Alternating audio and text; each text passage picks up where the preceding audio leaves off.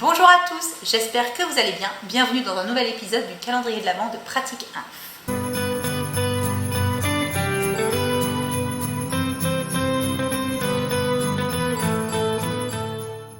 Aujourd'hui, on va parler thermorégulation. On va décortiquer un petit peu ensemble toutes les actions qu'on peut mettre en place, les actions du rôle propre, de la détection de l'hyperthermie, de la fièvre, à l'arrivée du médecin.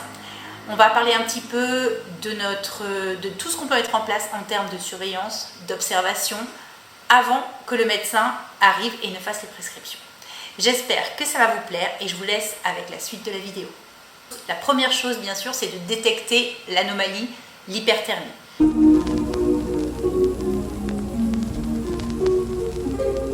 Qu'est-ce que c'est qu'une hyperthermie? C'est une augmentation de la température corporelle au-delà des normes définies. La température corporelle, idéalement, doit être comprise entre 37 et 37,5.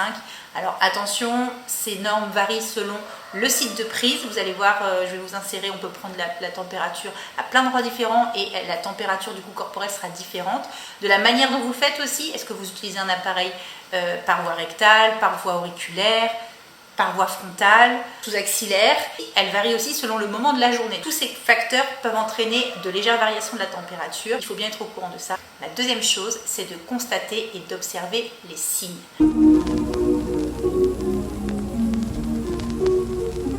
L'hyperthermie peut être découverte de manière complètement fortuite lors de votre tour ou parce que vous pouvez être alerté par le patient lui-même qui se sent mal ou même sa famille. La première chose à faire, c'est d'appeler le médecin, bien évidemment qu'il soit au courant de la fièvre chez son patient.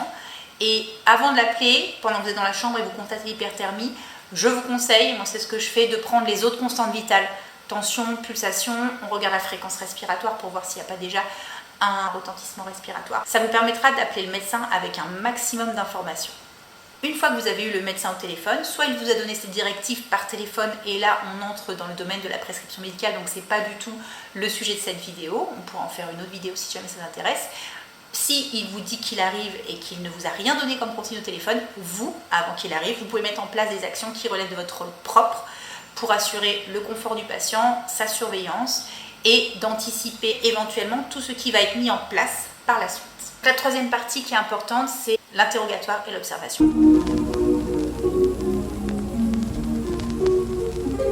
Si l'état du patient le permet, bien entendu, s'il n'est pas en état de choc septique ou s'il est vraiment mal, il n'en est pas question. Par contre, si son état le permet, vous pouvez procéder à un interrogatoire et surveiller en même temps les éventuels signes associés. Est-ce que le patient a des brûlures mictionnelles? Est-ce qu'il a des frissons? Est-ce qu'il a une douleur associée? Est-ce qu'il ressent une gêne respiratoire? Toutes ces questions qui vont vous permettre d'avoir vraiment un tableau complet quand le médecin se présentera dans le service. Vous devez également rester vigilant à l'apparition de signes qui montrent une aggravation de l'état général du patient et qui peuvent être révélateurs d'un choc septique, à savoir sueur diffuse, somnolence, grosses difficultés respiratoires. Si jamais des signes de grosses souffrances sont présents, ce que je vous conseille, c'est avant l'arrivée du médecin d'approcher le chariot d'urgence devant la porte du patient. On ne sait jamais, malheureusement, il peut décompenser très rapidement et dans ces cas-là, vous aurez anticipé l'intervention urgente avec le médecin. L'autre point sur lequel vous pouvez également intervenir, c'est le confort du patient.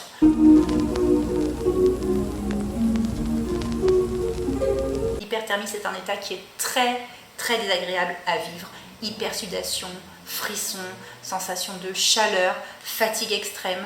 Donc ça, c'est également de votre rôle de favoriser le confort du patient, qu'il soit le mieux possible en attendant la venue du médecin. Donc ce que vous pouvez faire déjà, c'est le découvrir, c'est le geste numéro 1. Et la majorité des gens vont vous dire qu'ils ont froid, mais il faut bien leur expliquer pourquoi est-ce qu'on découvre et pourquoi est-ce qu'il faut qu'il reste comme ça. Vous pouvez également glacer le patient. Alors glacer, j'entends, il y a des vessies de glace dans les services qui sont prêtes à l'emploi, vous les entourez d'un linge pour ne pas provoquer de brûlure cutanée et vous la posez dans l'aine du patient, c'est là que passent les grosses artères.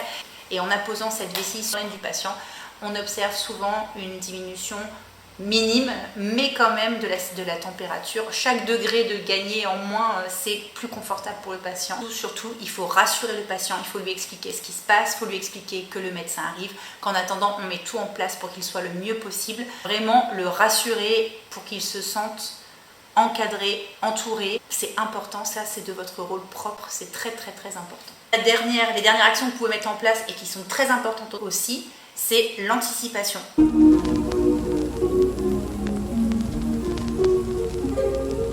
Le médecin n'est pas présent tout de suite, il a peut-être une autre urgence ailleurs, on ne sait pas quand est-ce qu'il va arriver.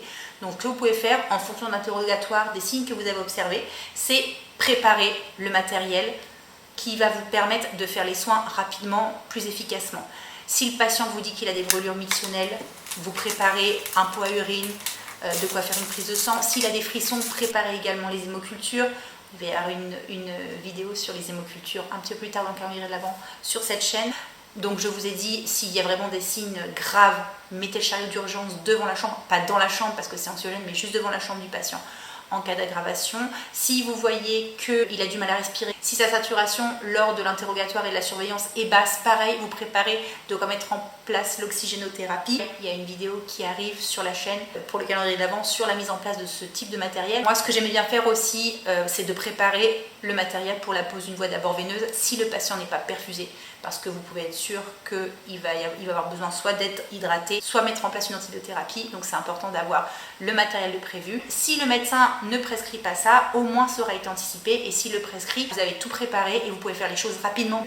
Et la dernière chose qu'on peut anticiper avant que le médecin arrive, c'est que si le patient est en post-opératoire, enlevez-lui l'eau, enlevez-lui toutes les denrées alimentaires, expliquez-lui que ça peut être lié à l'intervention qu'il a subie et que dans le doute, en vue potentiellement d'une reprise au bloc, il faut qu'il soit à jeun le plus longtemps possible avant la reprise.